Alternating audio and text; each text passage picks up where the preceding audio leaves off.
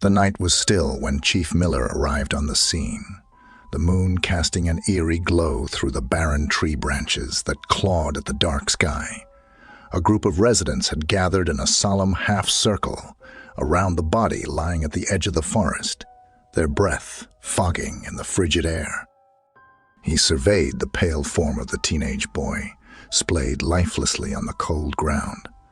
Dark bruises marred his ashen face and thin wrists, bearing the telltale signs of recent cruelty. Despite the obvious trauma, what drew Miller's eye was the phone clutched tightly in the boy's stiff fingers, its screen the only source of light in the gloom. Kneeling down, Miller pried open the boy's hand gently and extracted the phone. The display showed a grainy self-portrait of the boy, his eyes clouded with pain and resignation. In the background loomed the shadowy façade of the old community center, long abandoned after its neglectful owner passed away under mysterious circumstances years ago. Scanning the screen further, Miller noticed a hastily typed message in the Notes app. "I'm sorry. I can't take it anymore. He won." Miller's frown deepened. Suicide seemed clear enough, but something in the kid's expression gave him pause. He had seen that look before. The final desperate plea silenced by an act of violence, disguised as one's own will. Rising to his feet, Miller addressed the somber onlookers. "Anyone know who he is?"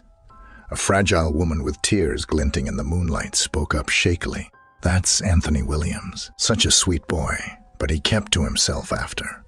Her voice broke off into a sob. Miller made a mental note to speak with her further. Turning to the local deputy, he said grimly, "Call the coroner. I want the full report ASAP. Check phone records and search his home. Something isn't adding up." The following morning, Miller reviewed the autopsy findings in his sparse office. As suspected, the results revealed fingerprints around Anthony's neck and signs of long-term physical abuse. Nothing conclusive for cause of death yet, but looking at the other clues, Miller had a sick feeling in his gut. Pulling up Anthony's internet search history, a pattern emerged that sent a chill down Miller's spine. Numerous queries regarding past abuse cases, instructions for discreet communication, and heartbreaking cries for help, disguised as innocuous searches. It seemed Anthony was desperately trying to expose his abuser through subtle clues, before silencing himself forever. As Miller stared into Anthony's hopeless eyes captured in his final photo, he wondered who had broken this poor boy so completely that death became his only escape. And more disturbingly, was Anthony's abuser even remotely done wielding power over the vulnerable in this town? The investigation was only beginning, and Miller had a gnawing sense that this case cut far deeper into the soul of this community than any had realized. 2 nights after Anthony's disturbing passing, Miller found himself awakened from fitful dreams by a restless tossing and turning. His slumber was tormented by echoes of the past that refused to grant him respite. Sweat slicked his brow as he shot up in bed, the familiar pangs of guilt twisting in his gut. Shaking off the ghostly tendrils of memory, Miller dragged himself from the sheets and prepared for another long day on the case. As he dressed and pored over case files by the weak lamplight, his mind drifted back over a decade. He recalled another broken soul under his protection, another helpless cry silenced before it could be heeded. His failure then still haunted him, fueling his determination to see justice served for Anthony, where he had failed the nameless girl from his youth. At the station, Miller was greeted by grim updates. 2 elderly townsfolk had reported their beloved pets missing without explanation from their fenced yards. A thorough search by volunteers turned up no trace of the animals, but further unease among residents. To compound the disturbing pattern, a mutilated carcass that was Once a family dog had been discovered deep in the woods. Its collar, the only clue to its former identity among the grisly remains. Miller's frown deepened as he connected the gruesome finding to Anthony's final photo and the long-abandoned community center lurking in the background. If his intuition proved correct, the significance of that location, and whoever resided there, might hold the answers he sought.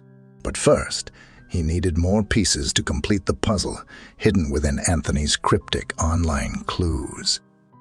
Paying a house call to Anthony's foster family, Miller's suspicions about the boy's torment were all but confirmed. Anthony's foster mother tearfully recounted his frequent bruises and increasingly reclusive behavior. Though the boy refused to name his abuser out of fear, she also recalled Anthony, confessing he was often bullied at school for his shy demeanor, fueling his profound loneliness. As the clues coalesced, a grim portrait of abuse unchecked, Miller grew certain Anthony had been driven to the edge by torment, so complete he saw no escape but a martyr's end. Now, Miller was determined to honor the boy's last cry for help, even if it meant dredging secrets from the darkness and facing his own long-buried regrets. The sun had not yet crested the horizon when Miller received an urgent call summoning him to the edge of Whispering Pines. Pulling up in his cruiser, he strode through the misty forest until emerging into a grim scene. A crowd of onlookers huddled together, faces pale with dread. In their midst lay the remains of another pet, its spine severed and organs removed with surgical precision. But what made Miller's blood run cold was the victim pinned to a nearby tree, a handwritten message carved crudely into its flesh. "You can't save them, Miller. I see all. I know all. The game is only beginning." Miller surveyed the area, but saw no footprints beyond the gathered spectators. Whoever left this macabre warning knew exactly how to cover their tracks. As he questioned witnesses to no avail, Miller realized the killer wanted him to know they had been watching and were now toying with him. That evening, Miller decided to pay a visit to Anthony's school. Speaking with staff revealed the depth of bullying Anthony endured for his shy nature. Rumors swirled of cruel pranks and threats of violence that drove him further into isolation. Even teachers turned a blind eye to his torment, seeing him as an easy target. At the local library archives, Miller scoured newspapers for context. He discovered several troubling historical cases of abuse and violence against vulnerable citizens that were hastily covered up by town officials. A consistent pattern emerged of turning a blind eye to evil, festering in their midst. The following night, another grisly scene awaited Miller. An entire family of cats belonging to a little girl, murdered and gutted on her doorstep. But what sent a chill down his spine was a message addressed to him, scrawled on her front walk in blood. "I know your secret too, Detective. How that little girl cried for you as she bled out in the dark. You couldn't save her then, so why bother trying now?" As dawn rose over the town, Miller felt the noose of a sadistic killer tightening around its citizens. But more disturbingly, it seemed his tormentor also knew the private demons from Miller's past that still haunted his dreams. Were there truly no souls in this town, untouched by darkness? Miller was beginning to doubt even the light of day could shield the townsfolk from the monsters lurking within their midst. A storm was rolling in as Miller paced his office restlessly, pieces of the insidious puzzle coming together with disturbing clarity. All evidence pointed to the disused community center as the epicenter of the depravity infecting this town. But without sufficient cause, the law's reach had its limits. He needed a concrete lead before making his move. In a burst of inspiration, Miller decided to pay another visit to Anthony's foster mother, hoping further details might emerge in a calmer setting. Just then, the station phone rang. It was the distraught woman on the line. Between sobs, she relayed that Anthony's teacher, Mr. Hawthorne, had shown up unannounced, alluding to ties that bind before hastily departing when neighbors grew suspicious of the visitors. Miller's blood ran cold at the development. He rushed to the woman's home but found only signs of a struggle. Fearing the worst, he sped towards the community center, rain lashing his cruiser as darkness fell. Pulling up, the building loomed ominously through the storm, windows like empty sockets, staring down in judgment. Steeling himself, Miller drew his weapon and breached the front door with a well-placed kick. The stench of decay and spilled innards assaulted his senses as faint whimpers echoed down a narrow hall. He inched forward into a gruesome scene. Anthony's foster mother lay prone in a pool of her own insides, flesh torn open from her belly. But what made Miller's heart stop was the shivering figure bound and gagged in the corner, the neighbor girl who had gone missing the night before. Before Miller could cut her restraints, a shadow descended upon them.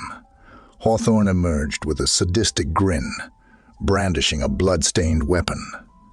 "You just don't know when to quit, do you, detective? But it's too late. You can never undo what's been set in motion here." In the fevered exchange that followed, Hawthorne revealed decades of tormenting the meek and harvesting their remains for depraved rituals to summon darkness. Miller tried to reason with the deranged man, but saw only madness behind his eyes.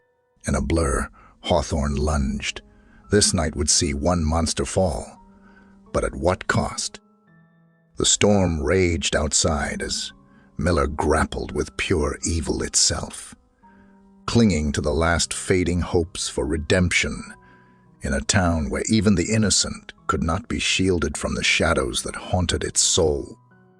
Lightning flashed, illuminating the gruesome scene. Miller wrestled with Hawthorne, his years of abuse and murder seeming to augment unnatural strength. Despite Miller's training and resolve, Hawthorne gained the upper hand. In a flash of steel, Miller found himself disarmed and sent crashing through a rotting door. He struggled to rise as Hawthorne stalked towards him, bloodlust gleaming in his eyes. "How does it feel, detective, to know all your efforts have been futile?" Hawthorne hissed. "This town will always be mine. Their fears, their pain, their souls, all mine to harvest forever."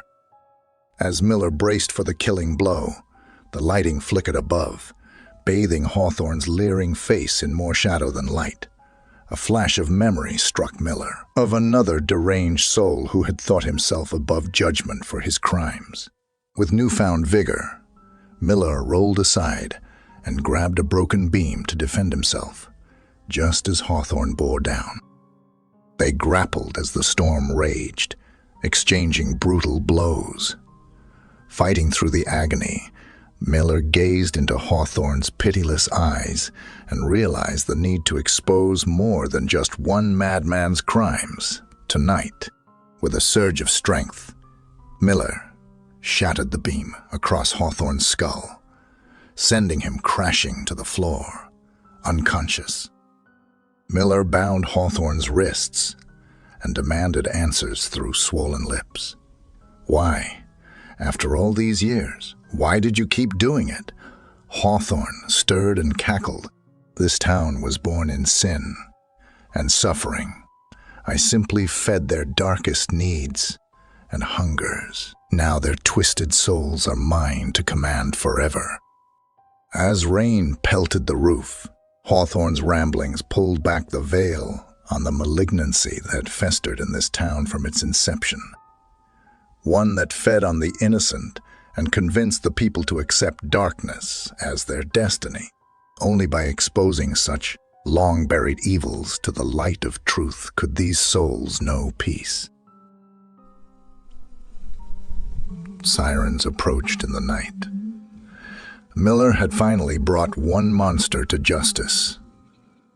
But as dawn broke over the town, he wondered how many more shadows still lurked, ready to prey on the vulnerabilities of others. And would the people ever overcome the twisted fate they so long believed was their birthright?